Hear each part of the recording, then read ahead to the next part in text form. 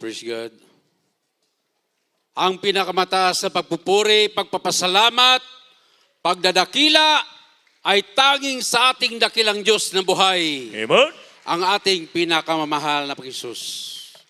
At ako'y nagbibigay dobling galang, respeto sa ating Bled Pastor, Wildy Estrada Almeida. Maging sa ating kasama, beloved Kuya John Isgira, beloved Pitch, beloved Matt, amen, and his wife, praise God. Purihin po ang dakilang Diyos, hallelujah!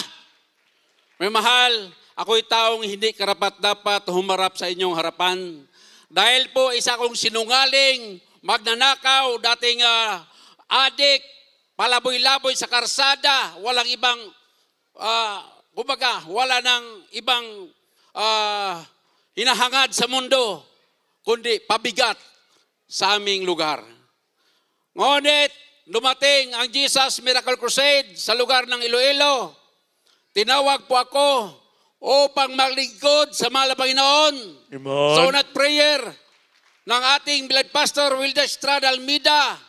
Manimahal, ang aking mga bisyo, lahat na yan ay tinanggal ng mahal Panginoon. Ang pagka-adik ko, fraternity, pagsugal, mandaraya, amen. Halos lahat yan, tinanggalan ng Diyos. Tinawag po ako isang magagawa, 1991 hanggang sa ngayon. Hindi ko pinagsisihan yan, mahal. Amen. Ang aking diploma, tinapon ko na. Wala na akong hangad sa aking buhay. Magiging sa pag-asawa, going straight na. Dahil first love na tinatawag sa Diyos, gusto ko magpagamit. Amen. Amen. At tuloy-tuloy po, from Iloilo, nadako ng Maynila, hanggang dumating ang panahon, nagkaroon ng misyon ang Bled Pastor upang pasukin ang kampo ng Abu Sayyaf. Isa ako sa pinagpalang kasama. Amen. Ang misyon na yan hindi makalimutan kailanman at walang sino mang makakagawa kundi ang dakilang Diyos lang. Yes, hallelujah. Amen. Kung hindi dahil sa bahal na Panginoon, walang makakawi sa amin ni isa. That's right. Dito na patunayan ng prayer ng isang taong matuwid ay sinasagot ng mahal Panginoon. Amen, hallelujah. Ang Bled Pastor Wildy Estrada Almeida, mahal ng kanyang panalangin, nakaabot doon sa kalangitan. Yes, hallelujah. Kung mabasa natin ang banal na sulatan, si Daniel, doon sa yungib ng leon, si Shadrach, Meshach, Abednego, tinapon sa apoy. Kami pumasok sa kampo ng mga bandidong Abu Sayyaf na walang salang pumapatay doon. Doon, mga mahal, pag pumasok ka doon, hindi ka na makauwi. Lalo na ang kanilang pananampalataya, pagtawag sa Diyos, hindi kagaya namin. Marami nagsabi doon nung paakyat na kami, Pastor, huwag kang tumuloy. Papatayin ka ng mga Abu Sayyaf. Dahil time na yan, mahal, ang Bled Pastor sumisigaw sa TV, ang mga Abu Sayyaf, mga Abu Sayyaf dyan. Pupunta ko dyan. Mahal, pumunta ang Bled Pastor, hindi lang sa salita, ginawa po. Kasama po kami. Testigo. Amen, hallelujah. Sa loob ng 3 buwan, maraming pangyayaring mirakulo. Unang pag-akyat pa lang namin, sabi ng mga sundalo, harangan ang mga grupo ng Jesus Miracle Crusade, huwag paakyatin. Ang Bled Pastor naghanap ng mga Abu Sayyaf. Maghanap para makausap. Marami nagpresenta na ako Abu Sayyaf ako. Kaya, sabi ng Bled Pastor, kailangan ko makausap si Commander Robot. Marami nagpresenta. Nung huli mayroong nagpresenta na in and out siya sa kampo. Sabi niya, ako Pastor, lagi ako doon. Nakausap ko si Commander Robot. In short, nagkaroon ng communication through satellite phone. Si Commander Robot, nakausap ng Bled Pastor. Sabi ng Bled Pastor, Commander Robot, aakyat kami dyan. Sabi ni Commander Robot, Pastor, hindi pwede. Sabi ng Bled Pastor, Commander Robot, papayag ka sa hindi, aakyat kami. Sabi ni Commander Robot, within 1 hour, bigyan mo kami ng 1 oras para mag-usap-usap ang lahat ng commander. After 1 hour, sabi ng Commander Robot, pwede na kayong umakyat. Ang sabi ng mga sundalo, harangan kami. Unang checkpoint, identify kami mga Christian, identify ng Miracle Crusade, ngunit ang harang ng checkpoint ng mga sundalo, tinaas, pinabanti kami. Sa unahan lang konti, may checkpoint uli. Sabi ko, ito siguro mga kafgo to. Yung mga nagharang sa amin, mga armado, umakyat sa aming mga sakyan. Sa tuwa namin, namigay kami ng leaflets, invitation, na doon sa kampo ng Abu Sayyaf, may gaganapin na Bible study. Ang aming dala, megaphone, amplifier, battery, leaflets, at kortina. Ang sabi na aming guide na kasama, Pastor, mga Abu Sayyaf na ito, huwag niyong bigyan ng leaflets kasi mga Christian kayo, sila mga Muslim, magagalit yan. Ngunit sa tuwa namin, namimigay kami ng leaflets hanggang doon sa bubong. Pagdating doon sa hindi na mapasok ng sasakyan, binaba kami ng mga Abu Sayyaf at inakyat kami sa 6x6 na truck. Hanggang doon sa kaloob-looban ng gubat. Pagdating sa kaloob-looban ng gubat, bumaba na kami, naunang bumaba si Commander Robot, tuwang-tuwa niyang sinabi, Pastor, bubuhatin kita, alalayan kita pagbaba, ako si Commander Robot. Sabihin mo sa kanila doon na hindi ako masama, mabait ako. Kalauna, nag-picture-picture kami doon, video, yung iba hindi sumali, yung iba sumali. And then, dinala kami doon sa bahay na walang tao. Pagdating sa bahay na walang tao, ang Beloved Pastor nag-start na magsalita. Hinanap ng Beloved Pastor ang amplifier at microphone at battery. Wala na. Kanya-kanya ng binitbit ng Abu Sayyaf. Sabi ng Beloved Pastor, Brother John, nasaan ang magamit natin? Mag-Bible study na tayo. Ako tuloy-tuloy na pumunta kay Commander Robot dahil siya'y nakaupo at napaikutan siya ng mga armadong mga sundalo niya, kanyang mga alalay. Doon, hindi ka pwedeng tuloy-tuloy lang na sumugod, mamatay ka. Ngunit doon pa lang sa araw na yan, giprotektahan na kami ng Malpainon. At kung hindi, sa bungad pa lang, maubos na kami patay. Sabi ko, Commander Robot, magsalita ang Malpastor, wala kaming amplifier, microphone, wala. Sabi niya kung anong mayroon lang dyan. Delikado, gabi na, hindi na pwede balikan doon sa highway. So, mayroong megaphone. Nagsalita ang Malpastor, napaka-normal. Wala kang makitang takot sa mukha niya, lahat wala, napaka-normal. Amen. Tinawag si Commander Robot, magsalita ka rin. Anong mga masasabi mo, mga hinanaing mo? Nagsalita siya. Dahil tuloy-tuloy yung camera namin, may dala kaming moving camera, yung video. Sabi ni Commander Robot, nagsumbong siya. Itong mga sundalo na ito, sinira ang rules of war. May mga hostage dito, pinutukan kami. Itong tama na mga bala, itong tama na mga M23, dito yung mga tama. So, after nun, akala namin makauwi na kami. Start din na yan, hindi namin alam ang kanilang mga pakay. Papatay na pala kami lahat. Nung nagpaawit ang aming kasama, beloved ko Herme, una, tuwang-tuwa sila. Nung kalaunan, narinig nila na Christian song, galit na.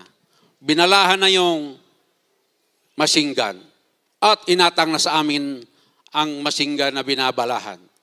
Lumapit ako sa Balpastor. Kasi sabi ko, Balpastor, kung puputok itong machine gun na ito, sigurado hindi ako matablan dahil ang Malpastor sa tabi ko. Kaming lahat, nagsilapitan. Hindi natuloy nakalabitin ang machine gun, pero galit-galit. Praise God. Hallelujah. Inabot kami ng gabi. Pagdating ng gabi, kinapkapan kami. Nakuha yung mga pira kaming dala na ilan, mayroon kaming nakuha ang ID, may nakuha sa aming mga ICOM na radio at nag-isip ang mga busyap, hindi ito sila tunay. Mga spy ito, uubusin natin to sila patay. Ngunit, sabi ng mga pastor, kinausap kami isa-isa. Brother John, Brother Jojo, lahat, Brother B, kami lahat. Huwag kayong matakot mamatay. Huwag kayong matakot sa baril. Huwag kayong matakot sa busayap. Hindi tatagal, maghimala ang Malpainon. Amen. Hallelujah. Inabot kami ng umaga. So parang walang nangyari. second night, doon hindi namin makalimutan. Sabi, nagpupuri kami hanggang gabi. Sabi ng Abu Sayyaf, nagpaputok ng isang bisis. Tama na yan. Bawal sa amin dito. Mga Muslim kami. Ang sabi ng pastor, lumingon na malaking busis. Brad, walang sino mang makapagpahinto sa aming panalangin dito. Amen. Ang Abu Sayyaf, huminahon. Sige, magpuri kayo, ngunit hinaan nyo lang. Baka marinig kayo ng mga sundalo. Tuloy-tuloy ang puri namin. Maya-maya nainip yung mga Abu Sayyaf, tinukuran na kami ng mga baril sa dibdib at ihiga. Sabi nila, matulog na kayo, pagdating ng alas 4, magdanak na ng dugo. Hindi kami tumigil. Tuloy-tuloy ang puri. Yung aming makasama, payat na rin dahil nag-fasting sila almost 40 days na dahil pinaghandaan ng Bled Pastor. Ang Bled Pastor ng fasting, ang Bled Pastor ng 2 months, almost 60 days. Yun po, may mahal. Tinatanong ang aking makasama, bakit nandito kayo? Bakit anong pakay nyo? Ang sagot ng aking makasama, hindi kami natatakot mamatay. Iba ang sagot sa kanilang mga tanong. Ngunit, pagdating ng alas 4 ng madaling araw, hindi namin alam ang plano ng Bled Pastor. Tuloy-tuloy ang puri namin, biglang lumakas ang puri ng Bled Pastor, palakas ng palakas, at tumayo bigla at sumigaw. Victory in Jesus' name. Amen. Lahat ng mga Abu Sayyaf, Hallelujah. hindi ako natatakot sa inyo. Start na yan, grabing putukan na parang New Year. May mga malalakas na putok, may maliliit, lahat, hindi na namin alam. Kinapkap ko ng katawan ko dahil akala ko may mga tama na. Inabot po kami ng liwanag. Walang namatay sa amin. Praise God. Hallelujah. May 5 Abu Sayyaf, sabay-sabay lumapit, mga warrior. Ang sabi ng mga pastor, kayong lahat magsisi kayo. Kinasa ang mga baril nila, sabay-sabay tinutok ang Bled Pastor dahil palakad-lakad sa gitna ng bahay, lalong nilapitan at nirebuke. Be frozen in Jesus' name. Baril hindi puputok, hindi pumutok. Pagkalapit sa Glory taas, to God. pumutok, Hallelujah. umatras sila. Ang isang Abu Sayyaf kumuha ng 45. Sinintro sa noo ng Bled Pastor. Nirebuke namin sabay-sabay. Ang Bled Pastor palakad-lakad na walang kinakatakutan. Nirebuke ng Bled Pastor, ang 45 hindi puputok sa pangalan ni Jesus. Ang 45 hindi makalabit. Kinalabit sa taas. Pumutok, umatras. Ay isang Abu Sayyaf, kumuha ng Chris. Gustong tagpasin si Kuya Alvin na katalikod. Sinalubong ng Bled Pastor. Be frozen in Jesus' name. Ang itak niya ng Abu Sayyaf, initak sa haligi, sabay takbo. Praise Pagdating ng God. umaga, lumapit ang mga Abu Sayyaf sa amin, humingi ng sorry sa nangyari kagabi. Amen. So sabi nila, sorry, pasensya na sa nangyari, nagulat kami sa pagsigaw ng pastor nyo, lahat-lahat, sorry. Pero, grabing kapangyarihan nyo. Yes. anting-anting. Hallelujah. Pahingi at labanan namin ang gobyerno. Sabi namin, kapwa rin namin kayo, ordinaryong tao, ngunit may Diyos kaming tinatawagan, buhay at totoo. Amen. Hallelujah. Noong unang linggo, bawal kami bumaba sa lupa. Bawal itapak yung paa namin sa lupa. Grabing pagdududa nila. Bawal kami magpuri. Bawal magbasa ng Biblia para kaming tinatalian. Ngunit walang makakapigil sa amin. Basa kami, may mga Biblia pa kaming mga natira. Puri tuloy-tuloy hanggang hapon, hanggang gabi. Kalaunan, ang mga Abu Sayyaf na nagbabawal sa amin, nag-I live for Jesus na rin ang kanta nila. Praise God. Hallelujah! Hallelujah. Diyos, hallelujah! Inabot po kami ng 3 months. Sa 3 buwan na yan, imposibleng hindi kami mamatay. May mga Sure. encounter ng Abu Sayyaf versus mga sundalo. One time, doon ako sa checkpoint.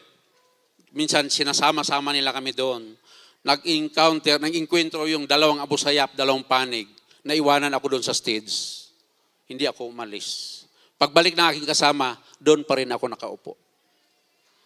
One time din, nagkaroon ng gira doon sa checkpoint, Abu Sayyaf versus sundalo. Time din nandun kami, ni Bar Jojo, doon sa checkpoint. Yung mga Abu Sayyaf, hindi pare-pareho. Ang sabi ng mga Abu Sayyaf na kasama namin, may Abu Sayyaf kami na hindi magandang ugali, bigla ka lang barilin kung alam kang Christian.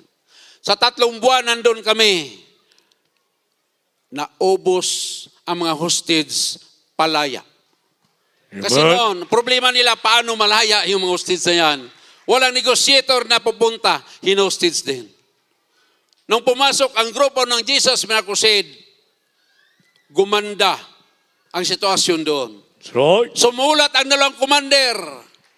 Si Commander Mujib, Commander Robot, ang sulat nila, pinadala doon sa press na may pag-asang mapalaya ang lahat ng mga European hostages. Amen. Dahil sa prayer and fasting ng Jesus Miracle Crusade, sa una't dalangin ng Blood Pastor, nagtagumpay ang kanilang panalangin. Amen. Hallelujah. Inabot po kami ng September 15. Ang September 15, araw na yan, pumunta kami sa ilog dahil mag-igib at maglaba. Nasalubong namin si Commander Robot, tuwang-tuwa. Hermie, June, bukas na bukas, uwi na kayo. Lahat ng hostage, wala na. Napalaya na. Tuwang-tuwa naman ako. Sabihin nyo sa Blood Pastor nyo, makauwi na kayo. Nagtagumpay na kayo. Ganon yung approach ng mga abusep sa amin doon. Tuwang-tuwa kaming binalita sa Mahal Pastor. Mahal Pastor, bukas makauwi na tayo. Tuwang-tuwa ang Blood Pastor. Alas 12 ng gabi, nag-declare pa na ng no man's land ang dating presidente. Hinulugan kami ng bomba, walang pagundangan na hulog ng hulog doon sa kampo ng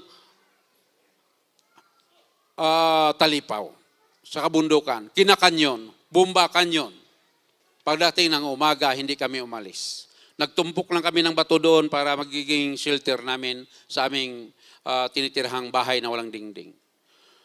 Dumating si Commander Robot alas 7 ng umaga. Hingal na hingal dahil gustong magtago na kaming lahat. Dahil no man's land na. Walang sino mang salang patayin sa lugar na yan. Sabi ni Commander Robot, mag-prepare na kayo, alis tayo, sama-sama kayo sa amin. Sabi namin, Commander, sandali lang, magpaalam kami sa Blood Pastor. Sabi ng Blood Pastor, hindi, dito lang tayo. Sabi ng Commander Robot, akong kakausap. Pastor, sama kayo sa amin. Kung saan kami pupunta, sama namin kayo dahil pag nangyari na madisgrasya kayo dito, i-charge pa sa akin ang buhay nyo. Pumayag ang Blood Pastor. Naglakad kami araw-gabi. Sa lakad naming araw-gabi na yan, sinusuyod kami ng mga sundalo. Hinulugan kami ng bomba. Sinusuyod kami ng helicopter at yung tura-tura. Pinapaulanan kami ng mga machine gun ng malalakas. Sa loob ng 2 linggo, walang encounter sa grupo namin. Sa ibang lugar, marami. Sabi ni Commander Robot, napagod na kami sa katakbo-takbo dahil sa inyo. Ihiwalay namin kayo sa dagat at kami lalaban na. After 5 hours na hiniwalay kami sa dagat, doon kami sa isang islang maliit. Marami ng mga namatay sa Abu Sayyaf, sa mga sundalo, mga wounded, batayin namin. Kasi balita, 2 in pro yung radio namin. Ngayon, mahal, itong masasabi ko po sa inyo, huwag na kayo maghanap ng iba pa. Dito ang man of God! Hallelujah! Dito ang propeta ng Diyos! Sa Jesus Miracle Crusade. Yes, Simula sa karamdaman, problema, magiging sa baril, sa bala, lulutasin at protektahan ka ng Diyos. Amen. Hallelujah. Pinakahuli, binaril ako ng sundalo 2 bisis nung pauwi na kami. Yung ang sabi ng isang general, yung aking mga pang-front na sundalo, mga point man ang tawag ko dyan, ni ulo ng pako, tatamaan. Ngunit sa laki mo na yan, hindi ka tinamaan. Dahil nakita nila ako, akala nila Abu Sayyaf, binaril ako ng important twice, hindi po ako tinamaan. Praise God. Ganon ang Diyos dito sa Jesus Miracle Crusade. Nakuryente pa ako ng 34,500 volts. Nasunog po aking palad. Yung aking talampakan, lumusot ang kuryente. Natumba po ako dahil yung aking tubo na hawak, nakasagi sa main wire. Primary ng Meralco doon sa dako ng Dasmariñas. Pagtumba, bumangon ako in seconds, buhay po ako. Amen. Hallelujah. Amen. Hallelujah. Lahat ng pagpupuri, pagpapasalamat, pagdadakila ay tanging sa ating dakilang Diyos na buhay. Amen. Praise the Lord. Kapuri-puri ka